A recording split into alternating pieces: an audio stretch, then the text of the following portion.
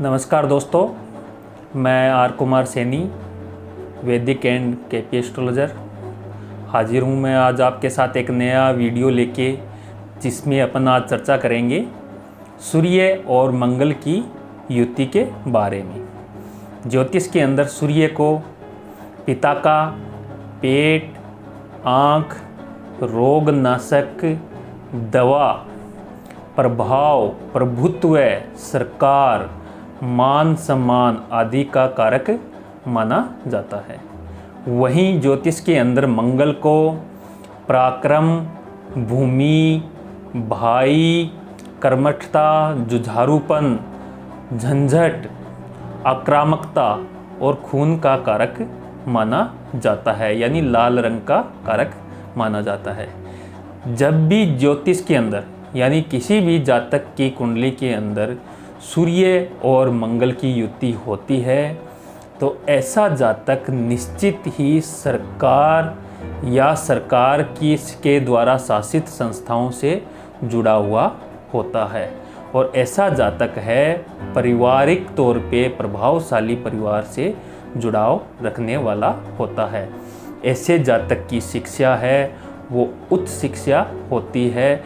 ऐसे जातक को किस फील्ड के अंदर, किस क्षेत्र के अंदर सफलता मिलती है, आगे इसके अंदर चर्चा करेंगे। जैसे कि आप सब जानते हैं कि सूर्य है काल पुरुष की कुंडली के अंदर पंचम भाव का स्वामी होता है। पंचम भाव से ज्ञान, मनोरंजन, शिक्षा आदि का विचार किया जाता है, यानी बौद्धिक क्षमता का विचार है वो पंचम भाव से किया जाता है। वहीं मंगल से आक्रामकता, जोश, पराक्रम, भाई, इन सब का विचार किया जाता है। जब भी कुंडली के अंदर मंगल और सूर्य की युति हो जाती है, तो ऐसे जातक है निश्चित ही तौर पर मेडिकल फील्ड या टेक्निकली फील्ड के अंदर सफल होते हैं।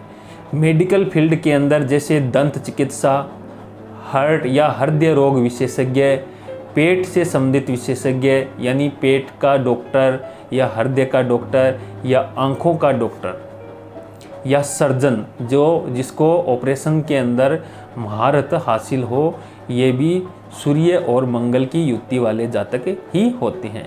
ऐसे जातक है टेक्निकली फील्ड के अंदर भी सफल होते हैं, जैसे ITN होते हैं या सेना के अंदर जो बड़े अफसर होते हैं, आयुध निर्माण वाली जो क्षेत्र होता है उसके अंदर भी ऐसे जातक है वो पाए जाते हैं।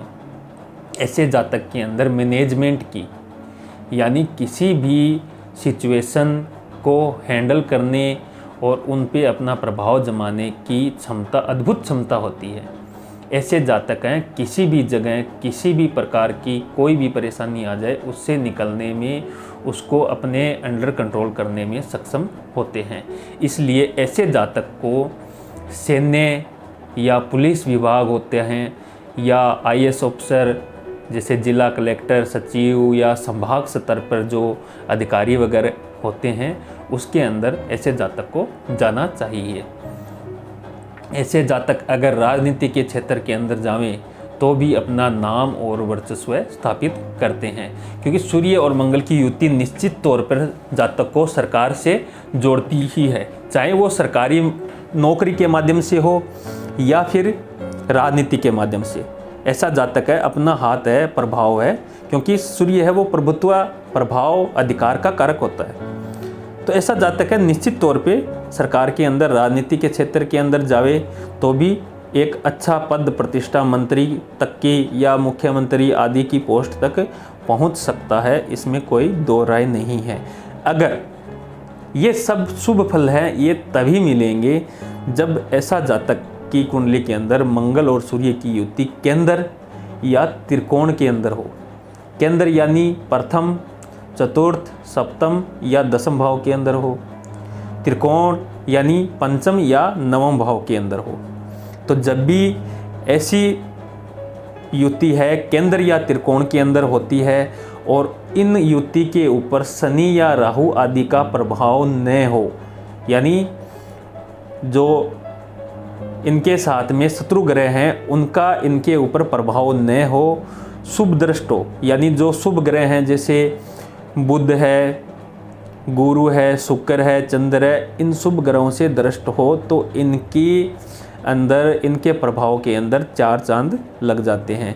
मान लीजिए कि सूर्य मंगल की युति के ऊपर बुध की दृष्टि है, तो निश्चित तौर पे ऐसा जातक है टेक्निकली चीज़ें, गणनात्मक चीज़ें या कोर्ट जज आदि जो जहाँ पे स्टेनोग्राफर वगैरह या क्लर्क टाइप होते हैं उनके अंदर पोस्ट या अधिकार पाता है। वहीं अगर ये इस युति के ऊपर गुरु का प्रभाव आ जाए तो ऐसा जातक है न्यायालय के क्षेत्र के अंदर बड़ा पद या राजनीति के अंदर सचिव, मंत्री या बड़ा पद प्राप्त, या शिक्षा के अंदर लेक्चरर, जो कॉलेज लेक्चरर वगैरह होते हैं या शिक्षा का जो भी विभाग होते हैं उसके अंदर भी बड़े पद पर जहाँ पे आदेश दिया जाता है, ऐसे पोस्ट के ऊपर पहुँचने के काबिल होते हैं। अगर इस युति के ऊपर चंद्रमा का प्रभाव आ जाए तो निश्चित ही ऐसा जातक है रियल स्टेट, जमीन संपत्ति आदि के अंदर अपना नाम कमाता है, अचल संपत्ति खूब बनाता है। ऐसे जातक का पिता भी प्रभावशाली होता है, चाहे वो गांव का मुखिया ही क्यों न हो। ऐसे जातक के पिता हैं गांव, समाज, सरकार या अपने क्षेत्र के अंदर प्रभाव रखने वाला होता है। भले ही जातक की अपने पिता के साथ थोड़ी कम बने, लेकिन पिता पुत्र दोनों प्रभावशाली होते हैं। अब बात करते हैं कि ऐसे जातक हैं किस किस फील्ड के अंदर इनको सफलता मिल सकती है। तो ऐसे जातक को ऊनी कपड़ों के व्यापार के अंदर, दंत चिकित्सा, सर्जन, पेट, आँख आदि के डॉक्टर के रूप में, या दवा विक्रेता, दवा निर्माण का जो कार्य होता है उसका व्यापार, या ऐसे जातक है अस्त्र शस्त्र निर्माण या सैन्य विभाग के अंदर आयुध निर्माण का जो कार्य होता है उस विभाग के अंदर, या टेक्निकली वर्क जहाँ पे होता है। मैनेजमेंट, यानी जैसे ज़िले के ऊपर एक कलेक्टर का अधिकार होता है और उस ज़िले के ऊपर जो भी आदेश वगैरह होता है वो जिला कलेक्टर के बिना पारित नहीं होता। तो यानी एक प्रभाव और आदेश, अधिकार, सब चीज़ें उस ज़िले की कलेक्टर के पास होती है। तो ऐसी युति वाले जातक, मंगल और सूर्य की युति वाले जातक को ऐसे क्षेत्र के अंदर प्रयास करना चाहिए। तहसीलदार हुआ या मजिस्ट्रेट हुआ या सर्जन हुआ, डॉक्टर हुआ, या शिक्षा विभाग के अंदर बड़ी पोस्ट या सैन्य विभाग होता है उसके अंदर ऐसे जातकों को प्रयास करना चाहिए। और ऐसे जातक अगर सरकार से नहीं जुड़ना चाहते हैं या नौकरी आदि नहीं करना चाहते हैं तो रियल स्टेट का कार्य, टेक्निकली कार्य, यानी मशीन, यंत्र आदि बनाने का कारखाना या दवाइयों की फैक्ट्री, इन सब के अंदर भी जातक है अपना नाम और वर्चस्व रख सकता है। वहीं अगर ये युति शुभ प्रभाव में आपको बता चुका, वहीं पे ये युति अगर अष्टम भाव के अंदर, 12वें भाव के अंदर ये युति बने तो उतने ही संघर्ष वाली स्थिति उत्पन्न कर देगी।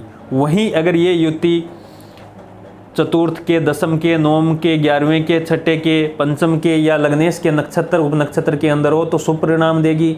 और वहीं अगर अष्टमेश या द्वादश के स्वामी के नक्षत्र या उपनक्षत्र के अंदर हो तो उतना ही जीवन के अंदर संघर्ष, तनाव, झगड़े, झंझट, कोर्ट केस, अगर शनि और राहु की इन पे दृष्टि हुई तो निश्चित तौर पे मान लीजिए कि ऐसा जातक है कोर्ट केस का भागी बनता ही है, या सरकार से उसको दंड भी मिल सकता है अगर ये युति पीड़ित अवस्था में हुई, अगर शुभ भाव में न हुई।